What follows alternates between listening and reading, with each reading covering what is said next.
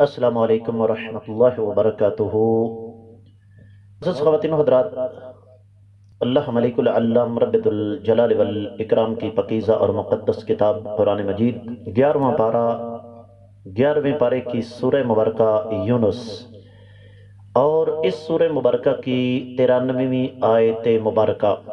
अहले इल्म ये फरमाते हैं कि इस आयत मुबारका का ताल्लुक़ आज के हालात के साथ बहुत गहरा है और ये बात हमारी अक्सरियत के लिए नई होगी, लेकिन हकीकत में ये पुरानी बात है। और वो ये कि अर्द मुक़द्दस अर्द फ़लस्तीन ये यहूदियों पर यहूदियत की रूह से भी हराम है, ईसाइयत की रूह से भी हराम है और इस्लाम ने भी इसे हराम करार दिया। मूसा अलैहिस्सलाम जब फ़िरौन से नजात के बाद बनी इसराइल को लेकर बैतुल मक़दस की तरफ बढ़े, मिस्र से निकले, समुंदर को पार किया, फिर मूसा अलैहिस्सलाम ने अपनी कौम को यह हुक्म दिया कि हम अमालिका के खिलाफ लड़ेंगे, जिन्होंने बनी इसराइल को इनकी असल सरजमीन यानी फ़लस्तीन से निकाल दिया था। सूरतुल माइदा की 24वीं आयत मुबारक में रब्बे कायनात फरमाते हैं, इस कौम ने यह कहा, फज़हब अंत व रब्बुका फ़क़ातिला इन्ना हाहुना क़ाइदून। ए मूसा, आप और आपका रब इनके खिलाफ लड़ो, हम तो यहाँ पर बैठे हुए हैं। तो इन्होंने जब लड़ने से इनकार कर दिया तो ये इनके जराइम में एक और जुर्म का इजाफा था। रब्बे कायनात ने इन पर हकारत और गुर्बत मुसल्लत फरमा दी और दो चीजें रब्बे कायनात ने इन पर मजीद मुसल्लत फरमाई। पहली चीज तो ये कि ये सहराए सीना में 40 साल तक जलीलो ख्वार होते रहे। सूरतुल माइदा 26वीं आयत मुबारका में अल्लाह फरमाते हैं, अरबईन सनतन यतीहुन फिल अर्द। 40 साल ये जमीन के अंदर जलीलो ख्वार होते रहेंगे।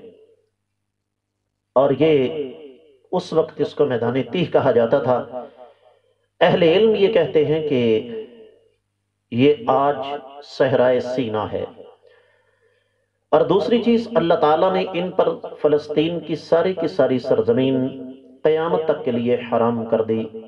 सूरह अल माइदा की 26वीं आयत मुबारका में ही अल्लाह ताला फरमाते हैं, क़ाल फ़इन्नहा मुहर्रमतुन अलैहिम।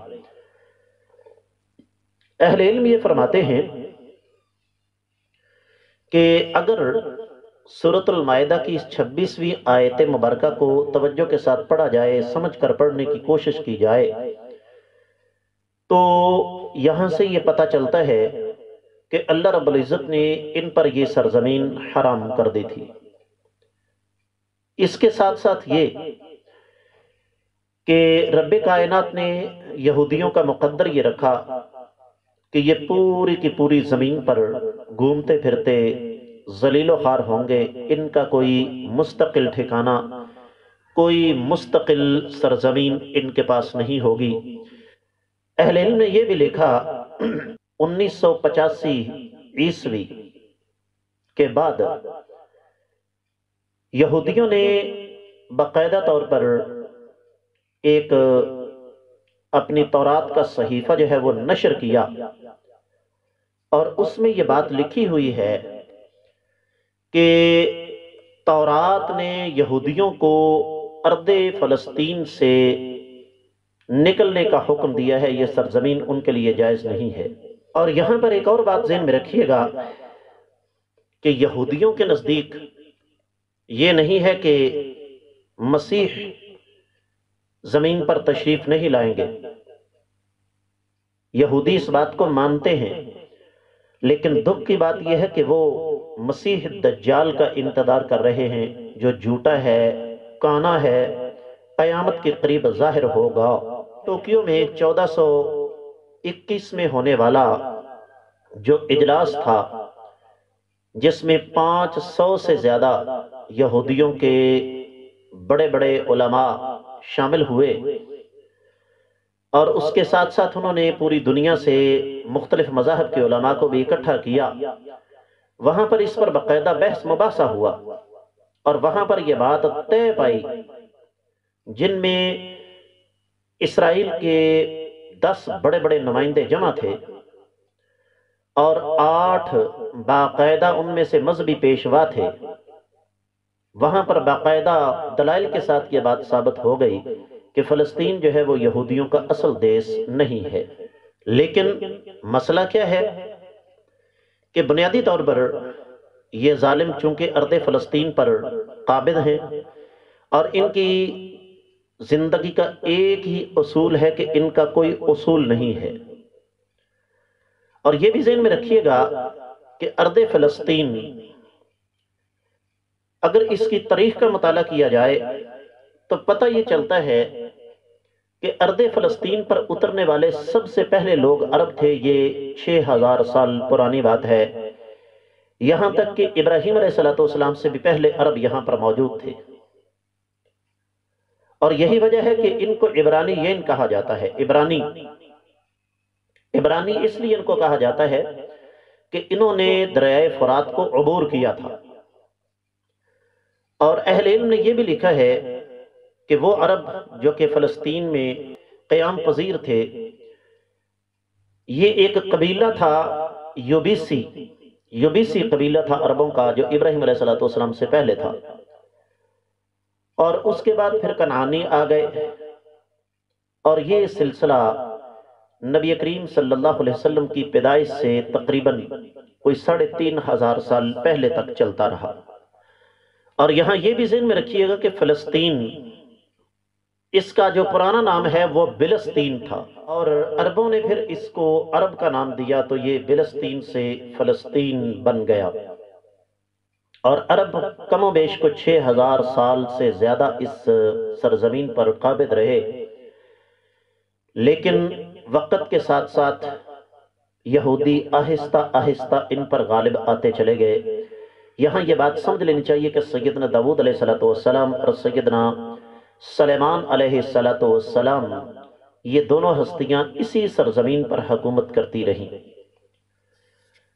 اور جب موسیٰ علیہ السلام کے دور میں یہ بنی اسرائیل یہاں پر داخل ہوئے، تو رب کائنات نے پھر موسیٰ علیہ السلام کے بعد اپنے نبی یوشع بن نون کو مبعوث فرمایا، اور وہ ان کو ساتھ لے کر اس سرزمین میں داخل ہوئے۔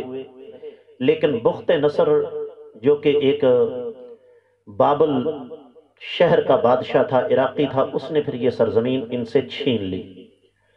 لیکن ایک بار پھر یہ سرزمین ان کے قبضے میں آئی، پھر ان سے یونان کے بادشاہوں نے یہ سرزمین چھینی۔ عیسیٰ علیہ السلام کے دور تک یہ سرزمین انہی کے قبضے میں رہی۔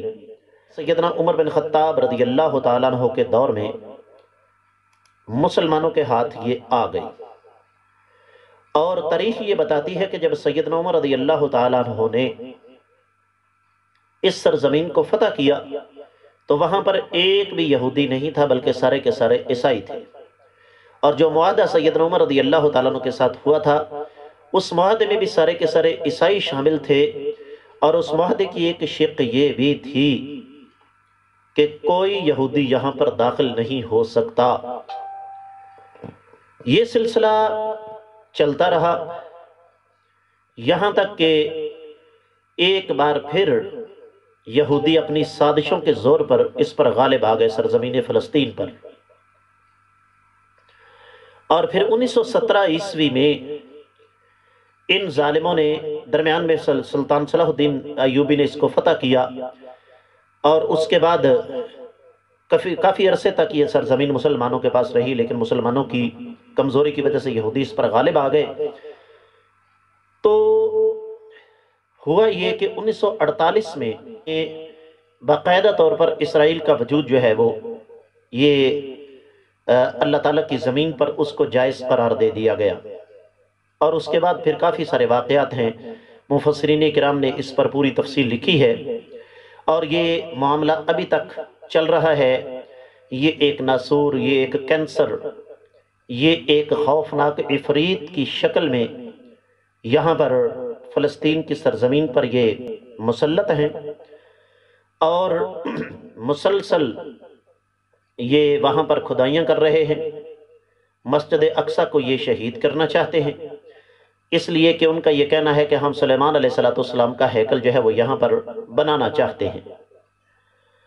اور یہاں پر یہ بات بھی ذہن کے اندر رکھ لیجئے کہ ساری دنیا کا کفر اس وقت اسرائیل کی حمایت میں ہے، لیکن یہ بات طے شدہ ہے کہ کائنات کے امام صلی اللہ علیہ وسلم نے جب ایک بات بیان فرما دی کہ قیامت کے قریب یہودی مسلمانوں کے ہاتھوں جہنم رسید ہوں گے، اور کوئی درخت اور کوئی پتھر جو ہے وہ یہودیوں کو پناہ نہیں دے گا، یہاں تک کہ جس پتھر اور جس درخت کے پیچھے یہودی چھپا ہوگا وہ پکار کر کہے گا مسلمان سے کہ یا عبد اللہ، اے اللہ کے بندے، میرے پیچھے یہودی چھپا، اس کو قتل کر دے۔ تو ان کا مقدر ذلت اور رسوائی ہے، لیکن اس کا مطلب یہ بھی نہیں کہ ہم ہاتھ پر ہاتھ دھرے بیٹھے رہیں۔ اللہ تعالیٰ سے دعا ہے کہ رب کائنات ہمیں ان چیزوں کو سمجھنے کی توفیق عطا فرمائے۔ جزاکم اللہ خیرا، احسن الجزاء۔